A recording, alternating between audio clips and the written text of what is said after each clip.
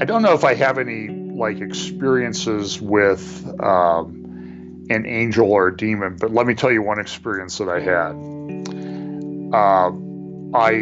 I met my wife. It was sort of through some fortuitous circumstances.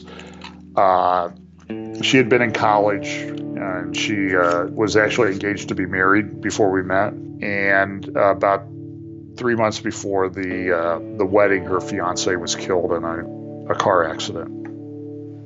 And my sophomore year of college, I had finished my exams first semester, and I was taking some kids back to Pennsylvania.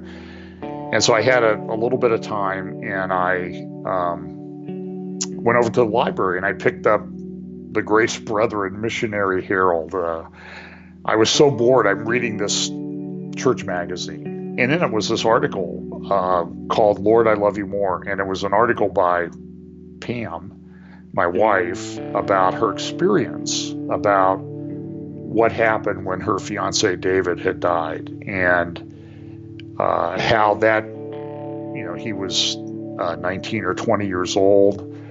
It had a huge impact. He had a lot of friends. They had hundreds of people that came to know the Lord or rededicated their life as a result of this shock of David passing away suddenly. And I remember reading that article, and I read it a few more times. It was very emotionally moving. I read it over over Christmas break, and I came back, and then she ends up sitting beside me in English literature. We went out, about 6 weeks later on our first date. So we're young college students. We're not making any money. We're barely getting by. And right in the middle of all this, at Christmas break, this is like 6 months before we're supposed to be married, I lost my job. So now we had bought a car together, so we had a car payment. We're trying to get things together for our household when we get married in May. And one of the things that I had not done was I had not given anything to the Lord out of what I had been making. And this is a true story. I got very convicted about that. Now, I'm not one who believes you have to tithe or anything like that. I mean, I think it's a good guideline. And so I figured out how much I had made, and I went and I had about $1 more than 10% of that amount in my checking account. So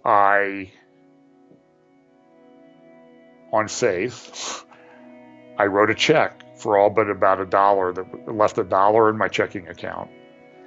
And I put it in an envelope to send it to the church back in Pennsylvania where my father pastored. Took the envelope down, I dropped it in the mail slot in Winona Lake, Indiana. I'm telling you that and the thing was still in the post office. I had 2 jobs within an hour.